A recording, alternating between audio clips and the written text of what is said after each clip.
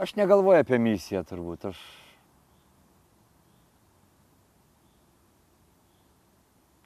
tiesiog galbūt stengiuosi būti kiek įmanoma padoriu, sąžiningu ir prieš save, ir kito atžvilgiu. Kad mano vaikam nebūtų gėda už mane, kad mano mama džiaugtųsi. Kad toj vietoje, kur aš esu, tai vietai nebūtų blogiau. Kad tie, kurie šalia manęs, kad ir dabar, buvimas mūsų kartu būtų kažkoks prasmingas, įdomus. Ir kad mano buvimas irgi kažkiek, bent jau nepablogino padėties. O galbūt kažkam padėjo, kažką sustiprino, kažkam suteikė prasmės. Kažkas pamatęs mane praturtėjo. Nematerialiai, žinoma. Tai va, tai tiek, kaip sakyt, dideli dalykai prasideda nuo mažų. Aktorius ir režisierius Rolandas Kazlas Lietuvos kultūrinį gyvenimą turtina jau daugiau nei 2 dešimtmečius.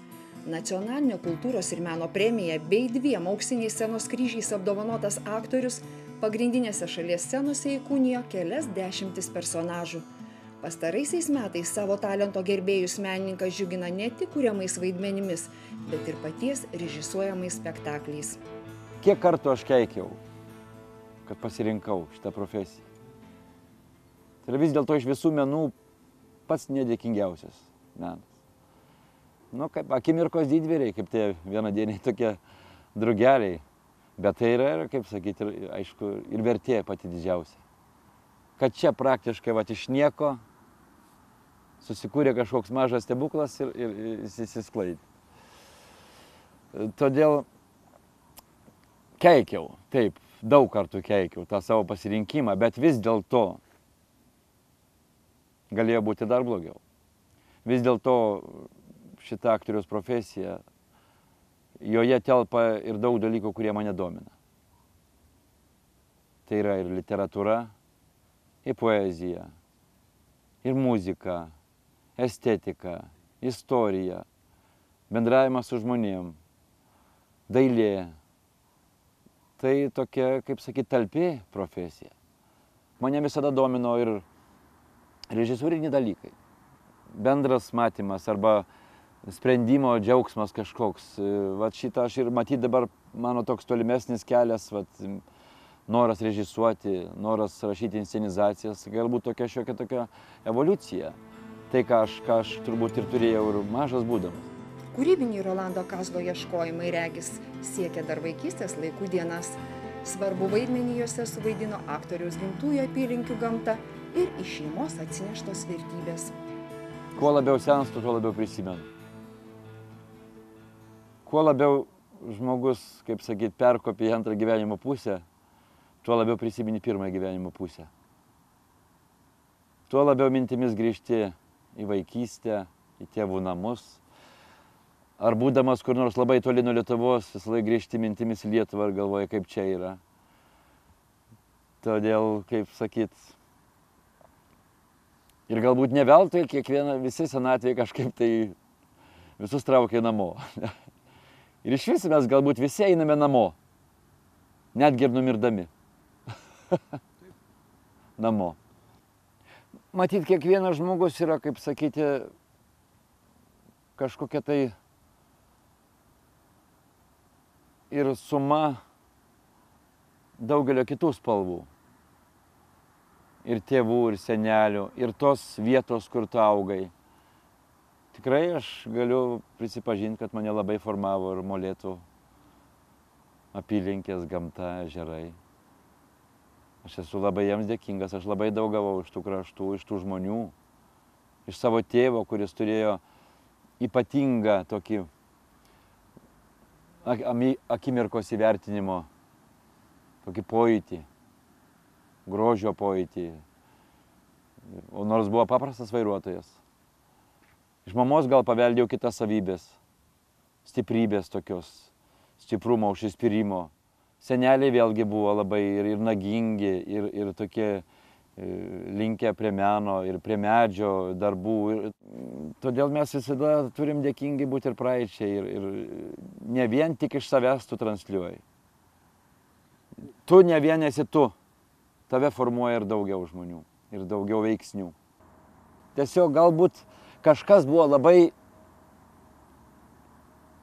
kaip sakyt, malonus, kad tokiam žmogui kaip man dovanojo kūrybos pasaulį. Nes aš jeigu vien gyvenčiau šitam buitiniam pasauliu, turbūt neištverčiau, nežinau.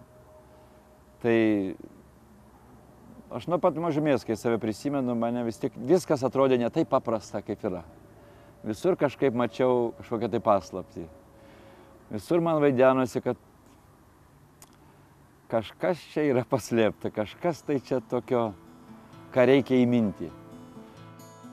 Baigęs pirmąją Molėtų vidurinę mokyklą, Rolandas Kazlas įstojo į to meto Lietuvos valstybinę konservatoriją mokytis aktorystės. Patyrę konservatorijos dėstytojai ir režisieriai netrukus pastebėjo išskirtinį jaunuolio talentą įsijausti į sudėtingiausius personažus. Vaidmenimis Šiaurės Atėnų ir valstybinio jaunimo teatro scenose prasidėjo kūrybinis vieno profesionaliausių šių dienų Lietuvos aktorių kelias. Jaučiuosi kartais kaip koks nors imtuvas, radijo imtuvas. Turi susirasti savo švarę kažkokią tai bangą, švarę be trukdžių. Ir tik tada, kai susirandi savo dažnius, tada junti, kad ateina iš tikrųjų kažkokia tai švari energija, kažką tai jau gali ir teikti pats. Jeigu tavėje triukšmas kažkoks tai, ir žiūrėk ir nesigauna. Todėl aktorius turi rūpintis labai savo kokybę. Savo kokybę. Turi būti sveikas žmogus vis dėlto. Kad savyje talpinti daug įvairiausių personažų.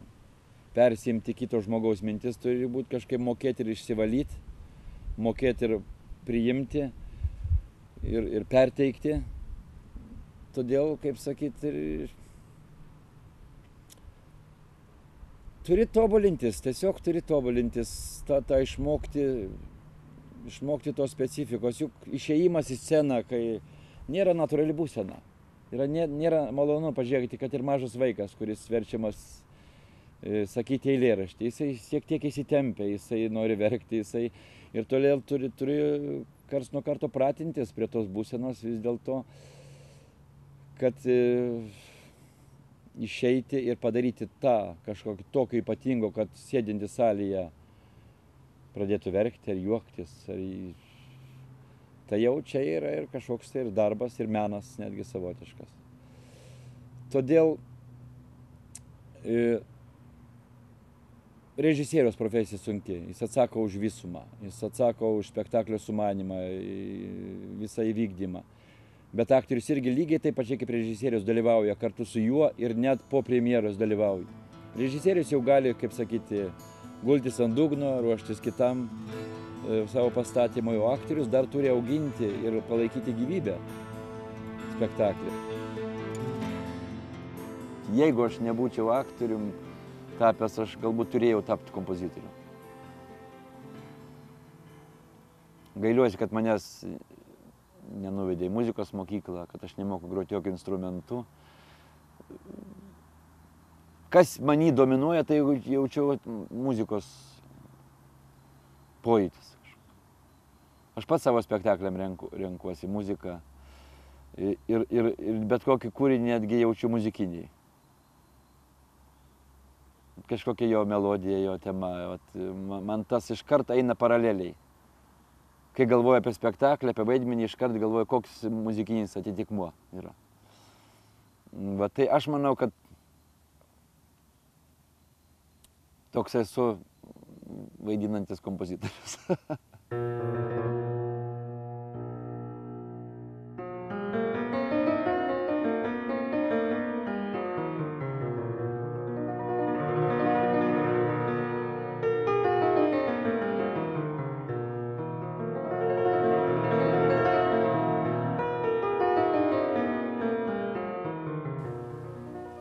O galų gale aktoriaus profesija galbūt šiais laikais išgyvena ne pačius geriausius laikus.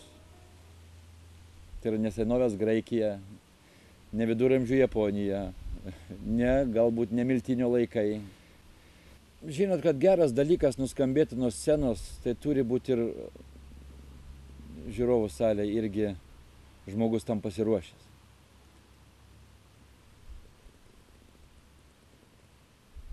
Turi įsilaukti to susitikimo, o ne, kaip sakyt, kiek čia trunka, čia komedija, tragedija, čia iš vis man nupirko bilietus ir iš vis kaip čia aš ar mašiną gerai pastačiau, ką po spektaklio veiks.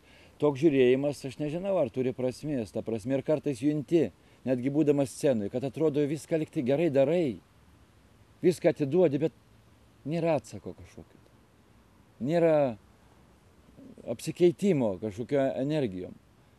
Todėl reikalingas ir žiūrovo toksai nusiteikimas. Gal galvoja žiūrovas, kad nesimato nuo scenos, kaip jisai žiūri į telefono ekraną. Matosi, viskas matosi. Matosi, kad jisai snaudžia. Tai prasme, tai tikrai ūpo nepakelia. Kaip sakai, dabar yra tokia tendencija šiek tiek. Nedaug duoti ir noras daug gauti. Visame kame. Duoti minimumą, bet kad tau grįžtų labai daug. Čia aš man atrodo, kad užtat yra daug bėdų dėl to. Kad paragautų medaus, iki to medaus lašelio turi būti ilgas kelias, ar ne? Turi praeiti visi metai, turi būti reikalinga ir žiema, ir pavasaris, ir vasara, ir ruduo. Turi būti reikalingos sveikos bitės, turi būti laukas, kad tą nektarą atneštų, kad tas avilys nenumirtų. Todėl imantis kiekvieno darbo reikia labai daug įdėti. Ir norint daug gauti, ir norint labai daug gauti, reikia labai daug įdėti. Kiek aš pažįstu pačių geriausių talentingų žmonių teatre, kine, jie ir daug duoda. Jie labai daug dirba. Jie labai daug dirba. Ir kiti sako, o štai jis čia talentingas, čia gabus ar garsus, jam čia viskas gerai gaunasi. Bet aš galiu pasakyti, kad tie patys gabiausi ir patys geriausi galbūt daugiausiai ir dirba. Daugiausiai iš savęs reikalauja. Matyt, talentas ir yra mokėjimas dirbti. Senovės išmintis yra tokia, kad sakoma, ką galima laikyti išmintingų žmogumi. Išmintingų žmogumi galima laikyti tą, kurio planai, sumanimai didžiąją dalimi išsipildo. Tai yra ne fortūnos, ne laimės dalykas. Aš tai pasiseks, aš pagavau laimės paukštę. Ne. Ir reikia pasidarbuoti ir kūjų, ir kastuvų, taip, ir pavargti.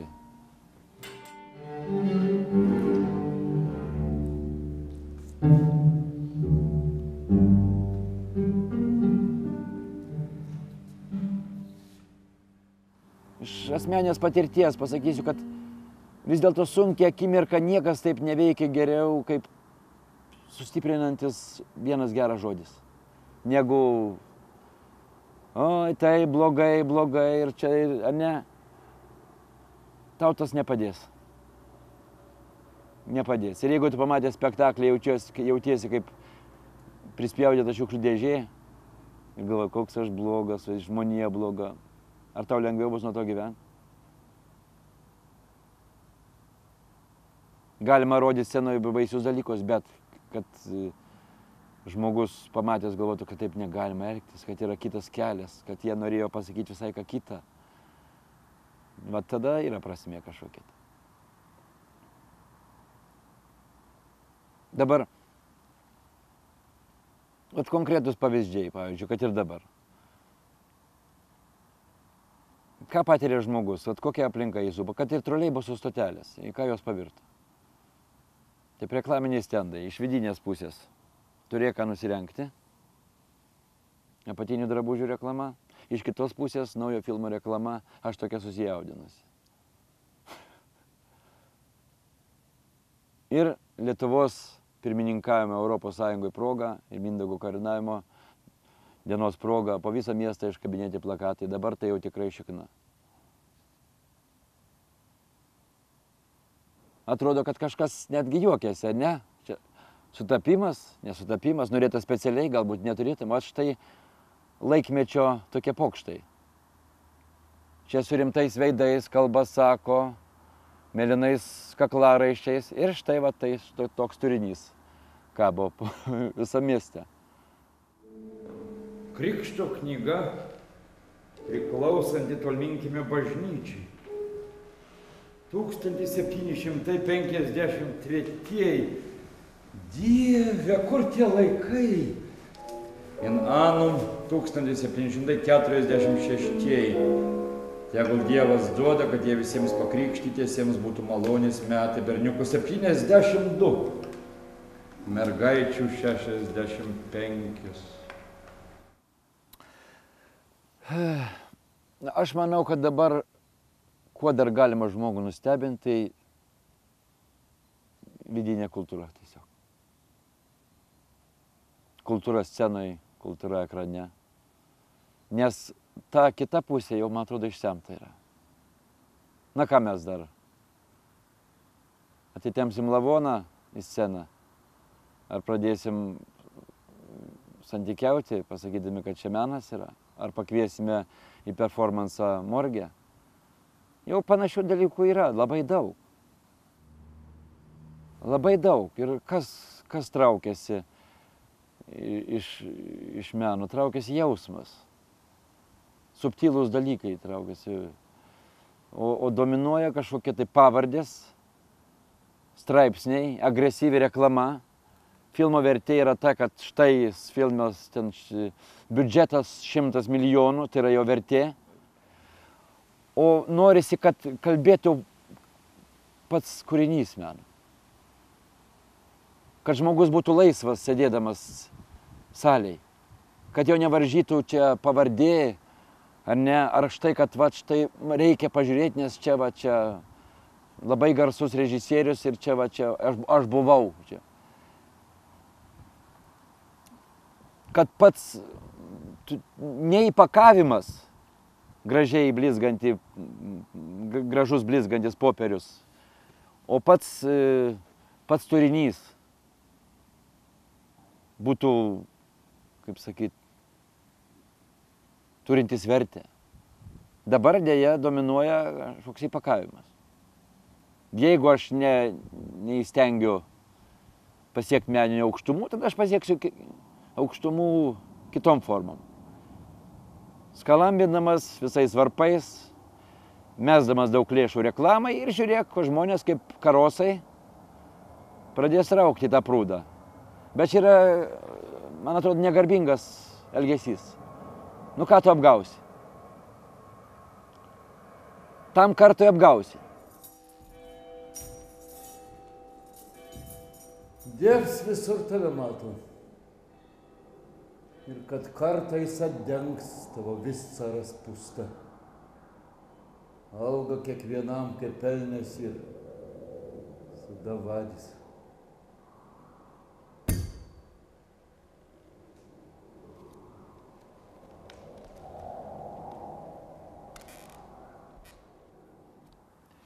Yra tėvynė ir yra valstybė.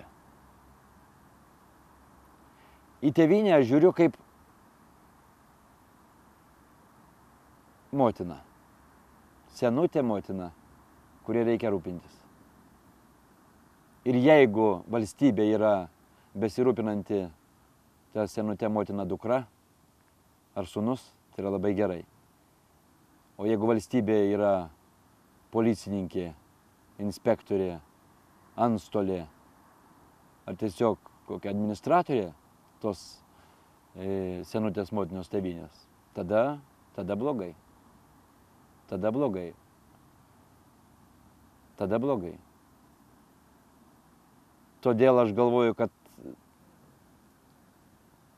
tas derinys motina dukra yra idealus variantas. Bet motina ir policininkė, inspektorė. Na kągi, kažkokie globos namai, internatas. Ta močiutė uždaryta. Tu sėdėk, aš čia tave administruosiu, už tave kalbėsiu. aš pasiimsiu tavo daiktus ir kai reiks čia tau, kaip sakyt, arba vasario 16 ir kovo 11 apsirengsim gražiai ir aš tave parodysiu, bet tu tylėk, kalbėsiu aš. O galbūt leis daugiau jai pačiai kalbėti. Ką ta senutė gali pasakyti, paimti iš jos geriausią, ką jinai mokėjo, ką jinai moka, ką jinai gali papasakoti, ką jinai yra išsaugojusi.